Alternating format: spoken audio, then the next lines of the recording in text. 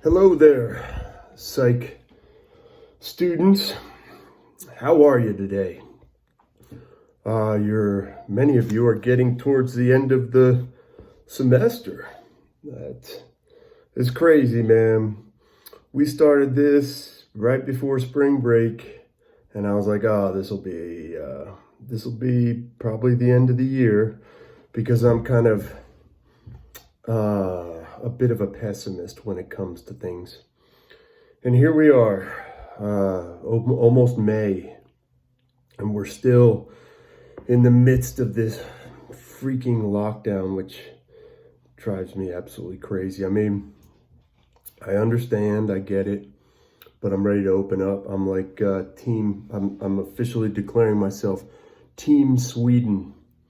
Tonight, the family and I will be watching Post Malone doing the Nirvana tribute, which I've seen part of, and it is unreal.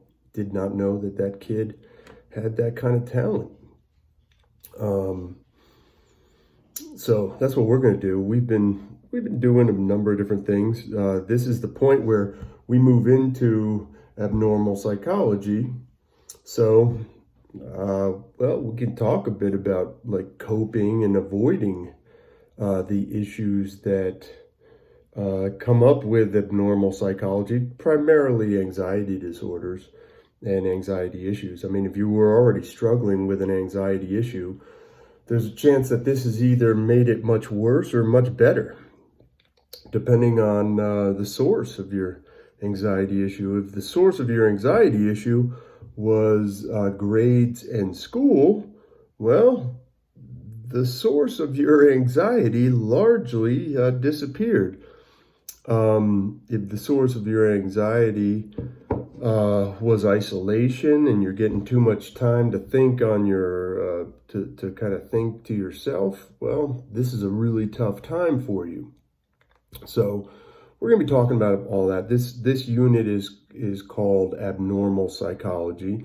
Now, you just did a couple of things with the mushroom or psilocybin experiments that are being done at Johns Hopkins, and that is a great segue into abnormal psychology, because so much of what Johns Hopkins is doing can be applied to some of the issues that we're going to talk about in the abnormal psychology section. I also always make this section last or towards the end, because kids tend to like it, tend to enjoy it. So I hope everybody is coping. I hope and by the way, if you have any issues, I've said this a million times, I've had kids reach out and just ask me general questions.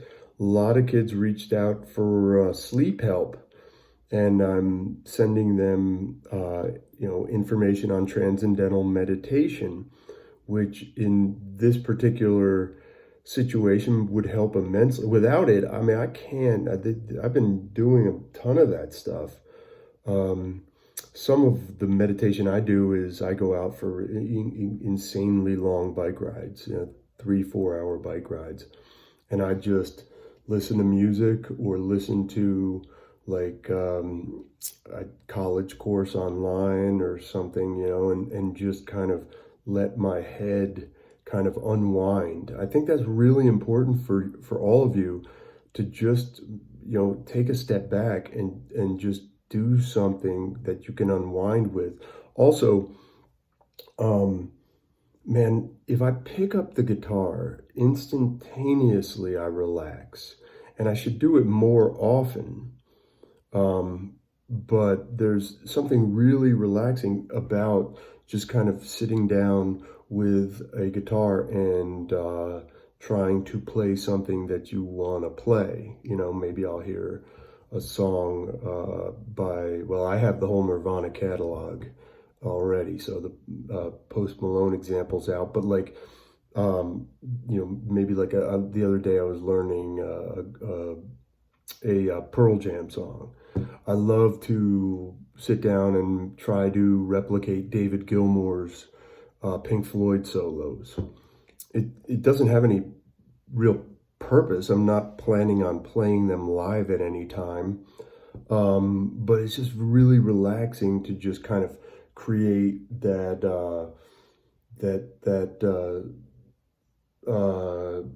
synchronicitous relationship with the guitar, and just kind of let all the other stuff go away. I need to do much more of that. And then just a lot of thinking. You know, there's so much thinking going on right now that sometimes you got to just get away from it. And so, you know, the guitar or the bike, or go for a long walk with one of these, I'm gonna sneeze, coronavirus sneeze. Go for a long walk with these videos. These videos are there for your dog walk. I'm not pretending that I'm eliciting from you some kind of amazing dedication to my videos. This is psychology, and you can go for a walk and just listen. So we're moving into abnormal psychology, you know, and this is the sort of the last name that they have given it. You know, throughout the years they have, due to political correctness or whatever you want to call it, they have gotten away from terminology that was sort of offensive, you know, terms like crazy, although that was never really, but, you know, things like psychosis. And they're trying to get to what we're trying to do with abnormal psychology is we're trying to start to treat issues of the mind without stigmatizing issues of the mind. This is a big part of what we're dealing with in society today. You have a lot of celebrities coming out and saying, you know, hey, look, I've struggled with depression, you know, for my whole life. Billy Joe Armstrong, I think, from Green Day. Who else? You know, there's a few. You have Kanye West, you know, has admitted that he has struggled with depression. I remember when Kenyon Martin was playing for the Nuggets. Kenyon Martin struggled from borderline personality disorder, and we'll get into all these. Who was the kid that played for the Cavaliers? West, Delonte West. He has really severe issues with depression, to the point where at times, you know, he's a kid that has won an NBA title, and at times he's, you know, homeless and just wandering around the streets of his hometown or something. And I don't know the exact details. I should, for Delonte West. You know, I'm using him as an example because he is raising awareness. I think that we are learning that, you know, guys like Junior Seau. Now that of course can be related to CTE, which is brain injury, like Junior Seau. But there is depression, whether it's caused by CTE or it's not caused by CTE. There's depression. And so a lot of well-known individuals have done a great job of raising awareness into whether it's anxiety disorders. I think that's Kanye's diagnosis, or is he bipolar? I think he's bipolar. I'm not sure. Or depression. These are things that are very real in our society. So, how do we classify this? Well, there's a big book which I would be showing you if I had it here. There is a big book called the DSM-4. It is the Diagnostic and Statistical Manual on abnormal psychology or disorders. And it is, we are up to 5 now, I believe. We should be 5. I know that a friend of mine had worked on it, on DSM-4, and I had gotten to consult on some of the Freud stuff. But this is a giant book, it's like that. Oh, I'm sure you can see that, especially if you're walking your dog.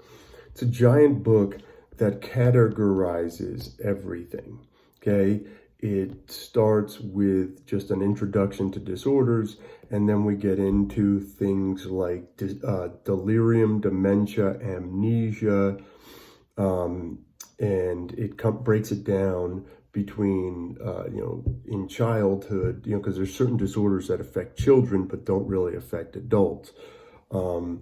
There are disorders that are due to a general medical condition. There are things like dissociative disorders. There are psychotic disorders like schizophrenia.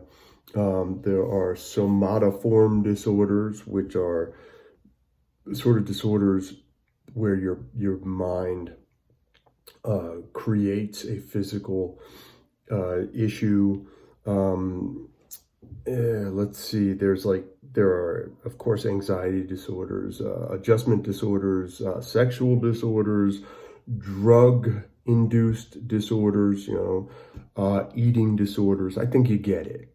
Okay? I think you get it. And so in order to really understand what's going on here, we have to break it down into very specific areas. And the DSM-4 has every single variation of a disorder that there is. Right?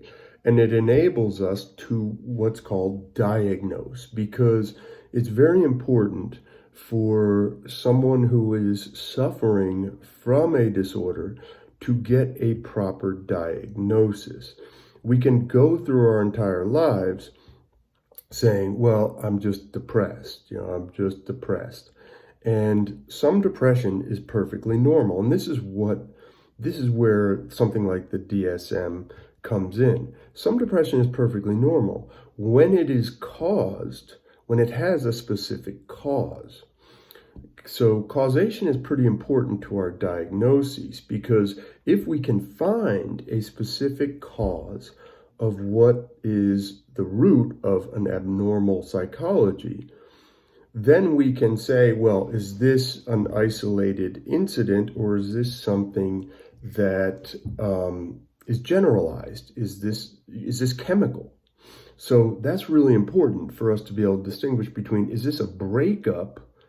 Maybe you broke up with a significant other, and at that point you went into a vortex or an abyss of depression. Well, that depression is going to be normal for a period. But if that depression were to, extend into 3, 4, 5, 6 months, then what's happening is the initial source of the depression has triggered a level of depression that we're not comfortable with as a psychology community. So you may be told, okay, well, look, it's time to get some therapy. And in therapy, you may be told you might need a little time on some selective serotonin reuptake inhibitors to kind of push you out of this funk. Because one of the things that we are learning is, and you saw some of this in those psilocybin experiments, that neural pathways, we can obsess. And when we obsess, i.e. a breakup, when we obsess, we create a need to obsess further. Okay? And that is why we sometimes use medications to try and push you out, because our body starts to create a chemical profile that is aligned with the depression, and you can't shake the funk. So sometimes we will put you on medications. So just to touch on a couple things here. I know I'm already at 15 minutes, but whatever. Take the dog for a long walk. But so just real quick on the stuff I've covered so far. The DSM-4, Diagnostic and Statistical Manual of Psychological Disorders, breaks down abnormal psychology into its various components. We use the DSM so that we can get a proper diagnosis. Okay? When we get a proper diagnosis, we can begin to treat. So because remember something, when we get to the point where we're looking at types of therapies, you may have you might go through 4 or 5 potential analysts, and before you find the right analyst. That's not uncommon at all. And so every analyst you go to, you need to have a diagnosis that they can build on. So they may say that the diagnosis was incorrect, and they might give you a different diagnosis, but at least you have a starting point. That's really important, a starting point. So what is it? Let's take a look at what we call Carol Rife. Carol Rife is a psychologist who identified 6 core dimensions of what well-being was. Okay, Carol Rife, RYFF. Self-acceptance is right up there. Okay, the person has a positive attitude towards the self. Right away, that's really important to our psychological well-being. Positive relations with other people is her next characteristic. So are you able to interact with other people on a positive level? Can you enjoy spending time with other people, your classmates, your friends? Like, do you feel, when you're with your friends, do you feel like, is it a positive experience, or do you feel isolated and alone? Now, that doesn't mean your friends are, I don't want to swear here, but like it doesn't mean your friends are crappy. It just means that, are you okay? Because typically if we're with people we consider our friends, it should be a positive experience. Autonomy, are you comfortable being autonomous? And you'll notice that a lot of these things are the things that Maslow talked about as well. These are just universal dimensions of well-being. Rife is the one who put out the 6 core that we use. So my point is, with Rife's 6 core dimensions of well-being, if you were to come or if you were going to talk to a therapist, they would try to find out which of these are affected by whatever it is you're upset by. Environmental mastery. Do you feel like your environment, and that's not like, well, I guess it could be like in the environment, like Greenpeace type environment, but your environment. So do you feel like you have got it figured out? Or are there elements within your environment tearing at you in ways that are detracting from your psychological well-being? Okay? So the first one, self-acceptance. Second one, positive relations. Third one, autonomy. Environmental mastery. Purpose in life is the fifth one. Okay.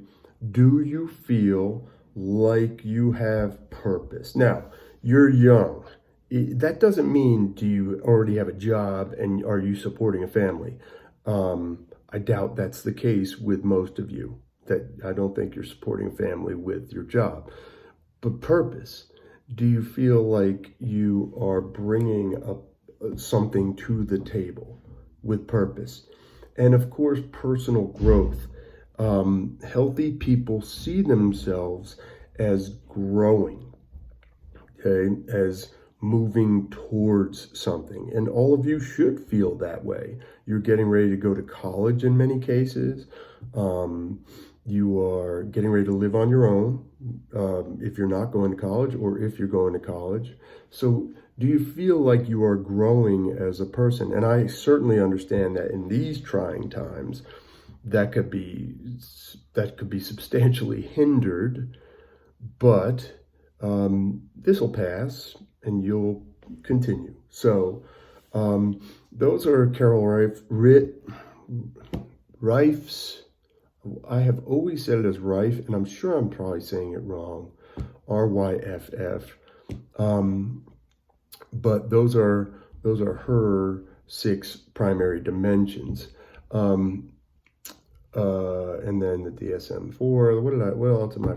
Anyway, there's 22 minutes for you to walk your dog and to kind of think about these things, and then I will start to get into what the actual disorders are, and then we will kind of take a look at what the approaches are to deal with those disorders. Anyway, you keep thriving. Get out there, pick up your guitar, grab the dog, take the dog for a 12-mile walk, and just hit YouTube and hit Walsweir's catalog and just listen to everything in there. It's all so good. And will help you master your environment. But take care of yourselves, take care of your family. Be incredibly supportive. That's my tip. Look, be incredibly supportive. You're young. Your parents are my age or younger. Be supportive. Be something that they can tether their boat to in these very difficult times, because I'm sure your parents are really, this is a tough time for a family that's trying to pay the bills and make ends meet, man. So the best thing you can do is just be a source of positivity in these times. So anyway, kiddos, I'll be back soon with a little something more for you to keep your dog walking experiences fruitful. Peace.